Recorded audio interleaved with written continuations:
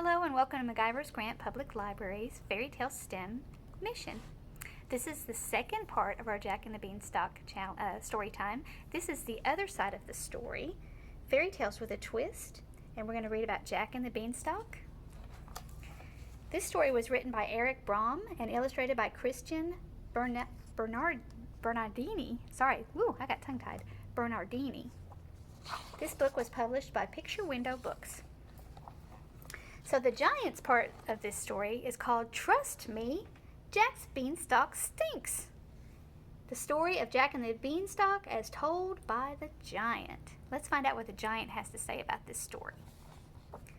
People think it's easy being a giant. You get to be rotten, grumpy, and loud. You're big and tough. You have gobs of treasure. And nobody tells you to behave. You think it'd be good to be a giant? What do you think? Let's see what's the same and what's different about these two stories. Giant life is no picnic, though. It's hard to find shoes that fit. My knees hurt from the weight of my huge body, and I'm always hungry, always. There's the poor giant with his knees. See how his knees hurt. But the worst thing? Humans.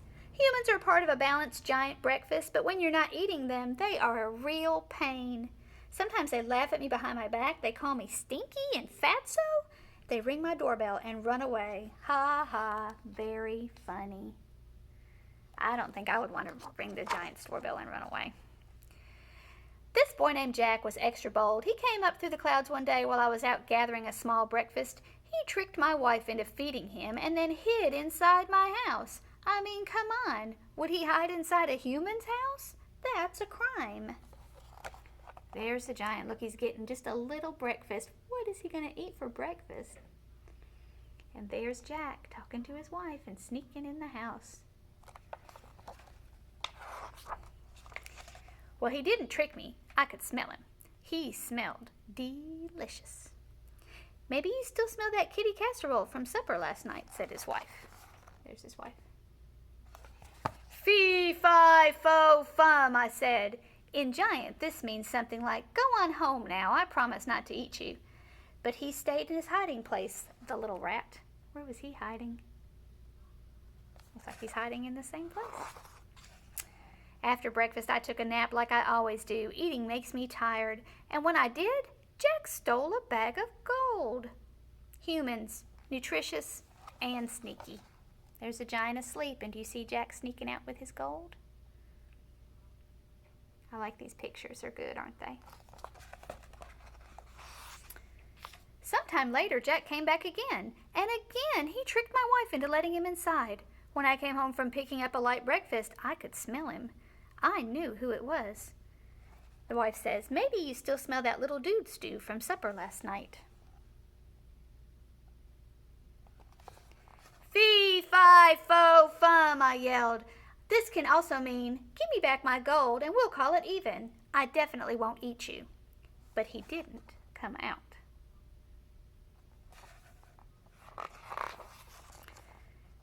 Just like before, I ate my meal and tried to forget about Jack. I relaxed with my goose, the one that lays the golden eggs. Soon I took a little snooze.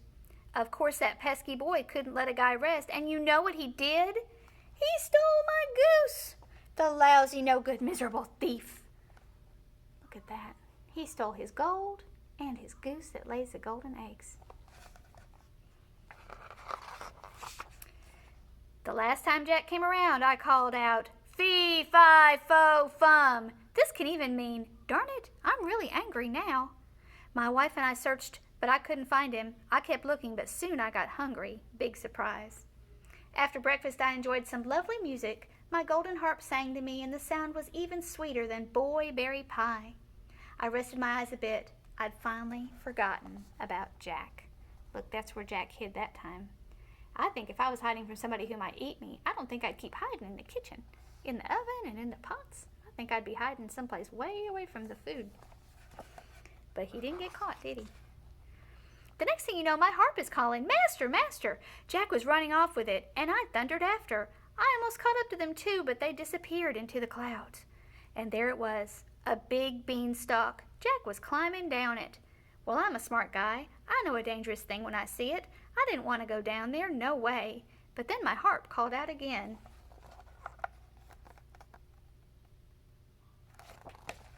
So down I went, down, down, down. That stalk was wobbly, but I kept going. Ooh, look how high up the giant is. It does look wobbly, doesn't it?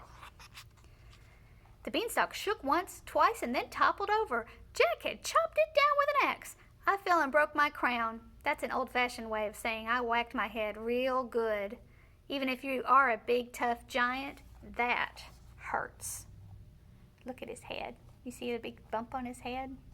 Ouch. My wife said I should forget about Jack, but sometimes I still look through the holes in the clouds. Jack and his mother got rich selling golden eggs. They fattened up nicely, and Jack got married. My golden harp sang at the wedding. It was a lovely party. I'll tell you one thing, someday when my crown feels better, I'm going to go down there and get my stuff back. Maybe I'll grab lunch while I'm there too. The end. Which version did you like better? Which things were the same about the two versions? Which things were different? Jack needs your help. His mother doesn't believe that his beans are magic. And so what we're going to do as scientists and STEM kiddos is we are going to grow our own magic beans and find out if they're magic or not, if they can actually grow without any soil. So here is what our sheet looks like that you'll get with your activity kit. We want to thank Pennington Seed and Supply because they gave us magic beans for free. Isn't that wonderful? I'm so excited. Can you imagine somebody just giving you, we didn't have to trade a cow for them or anything. It was wonderful.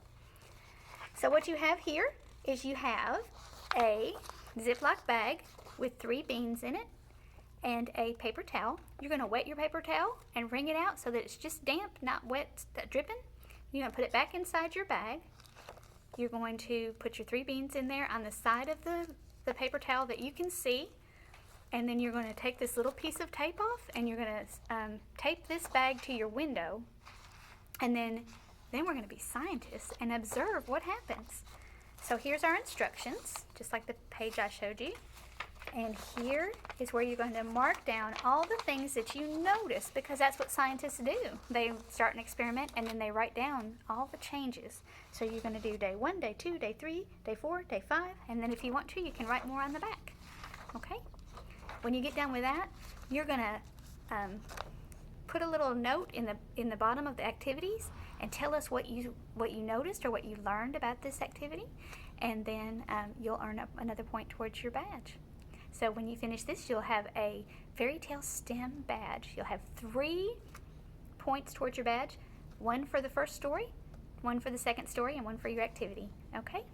All right. Come back and see us, and we'll do a whole other experiment. Have a wonderful day.